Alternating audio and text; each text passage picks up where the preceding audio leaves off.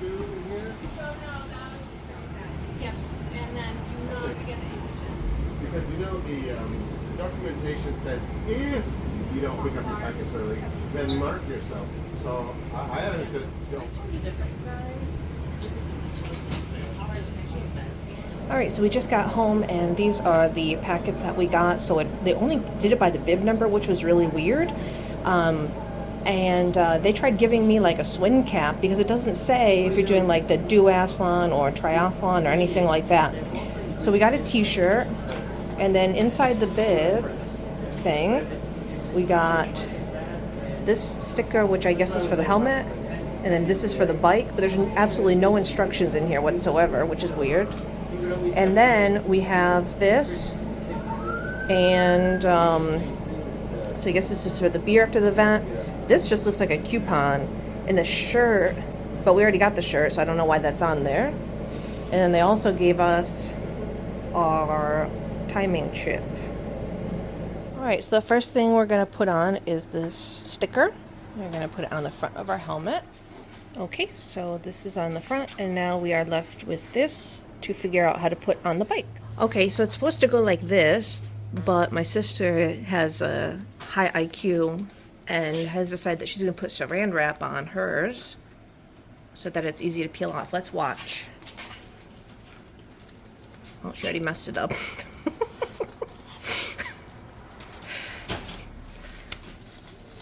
Well, that's a pretty good idea. And then that way you don't have the stickies on your bike. Okay, but because I have bigger brain energy, instead of doing all of that, I'm just going to not take it off the sticker, and I'm just going to staple it if I can find some staples. And then that way it's not sticky. All right, definitely don't do what she did first, because it's all jacked up.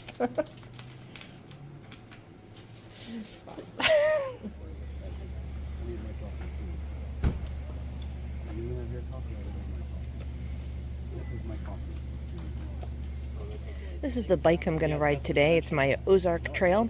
I got this bike, normally they're $249, but I got really lucky, and I found one on clearance. I think it was a return at Walmart for only $99. So we'll see how this performs today. I did a 7-mile ride on it on Wednesday or Thursday, and it rode pretty well. So it'll be a good experience to show people that, you know, you don't have to spend a lot of money to be able to participate in these sports.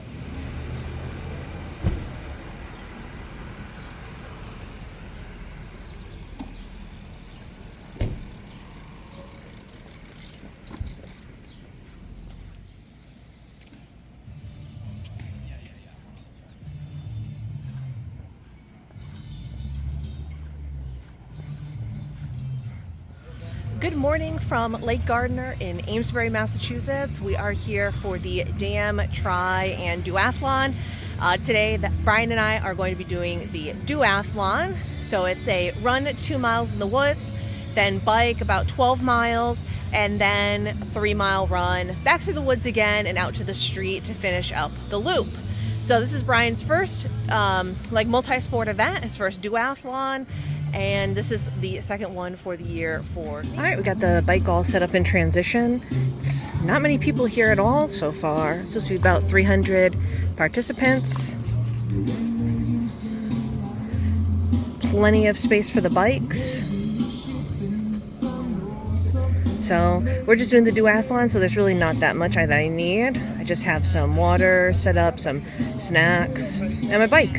So here we have the finish line. It's very compact here. You have porta potties, and then you have the transition area. There's supposed to be about 300 people doing this race today, about 25 of which are duathletes. Here's the beach area.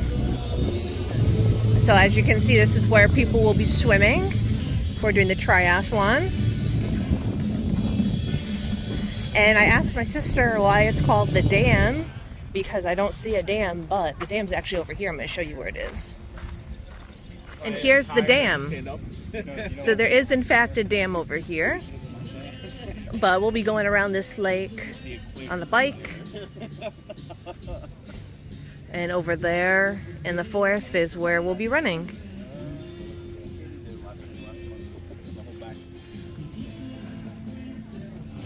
And over here they have the registration.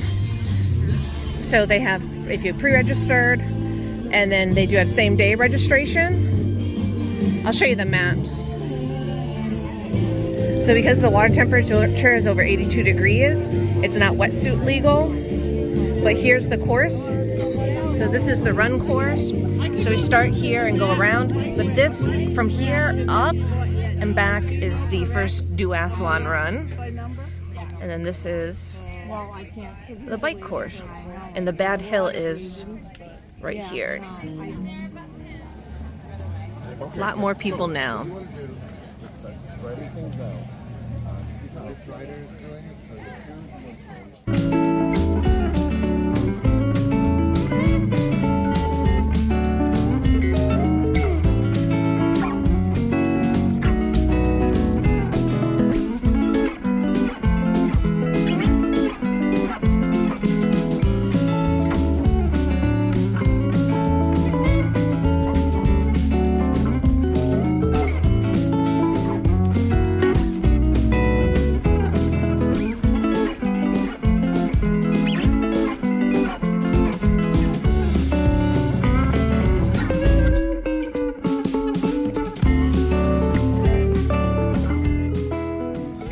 Just finished, and oh man, that was a rough one. That was really, really bad. I was crying on the trail. I was crying on the bike. I really almost quit multiple times. Almost got run over by a car, but we did it. About 2 hours and 40 minutes, but we did it. So I'll give some more commentary as I go over the course a bit more. But we're gonna go to the after party now. So the nice thing about being here on the lake is that you can go swimming afterwards. And I think I'm gonna take a little dip in the pool. They're doing the awards now, and they were supposed to have some iced coffee, but I guess that ran out. But I guess they still have some beers. So here's the area. They have some snacks, and they also have some beers. One thing I did not mention in the video when I was recording it live at the event is how I finished. And that's because when I was at the event, I didn't realize that I had, in fact, finished in absolute last place. So right here is the duathlon results. And I was at 2 hours and 43 minutes and 34 seconds. I was the absolute last person that crossed that finish line, even with the triathletes. And I just want to show you why, and I kind of want to talk a little bit about why this is really important. This lady that finished right in front of me was actually going to quit with her husband. And because the first trail run was absolutely awful, I want to show you what it says about the trail run. Here it is. This is the duathlon. So the run, your first run leg will consist of a 2-mile run that will weave you through the Amesbury trail system that sits parallel to Lake Gardner. The trail is a well-maintained, hard-packed surface that is rated as easy terrain. Let me tell you, this was not easy terrain. There were roots everywhere. It was hilly. It was very up and down. When I was training for this, I figured that this was going to be like a gravel path or something like that, nice and flat along the lake. I was not ready for this run whatsoever.